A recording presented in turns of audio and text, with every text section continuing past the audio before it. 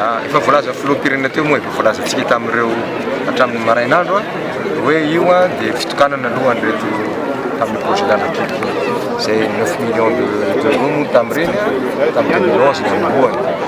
vita tanteraka izy zay satria mandritra fotoana maharitra zao dia nitohy ilay izy satria hita ny voka-tsoa mety zany amin'ny fiainana andavanandro ny vahoaka satria angamba ozy ihany ny tena hazavay amin'ny resaka bidonville tsy vita fotsiny hoe andao reo asorona bidonville andresahako fa tsy leny ambony lalana ny quartier bidonville fa anisan'izay dia ny fanatsaranao aloha ny manodidina azy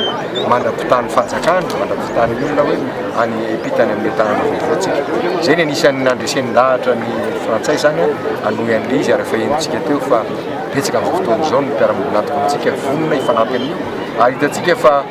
alakely teo dia nihitatra nakaty amin'ny périurbaine ary zay ny anosenan'le izy satria efa anatin'ny tanina rivo tanteraka tokoa ireny na nataontsika ary hoe taty amin'ny systématika zay ny mahafany amin'izao fotoana zao ary fantatritsika fa olona be da be mahatombontso amin'izany ny afatra moa dia mba nikojakojarana izy ireny fananany vahoaka ireny marina hoe dona amen'ny frantsay kanefa dia fananana ho an'ny vahoaka ireny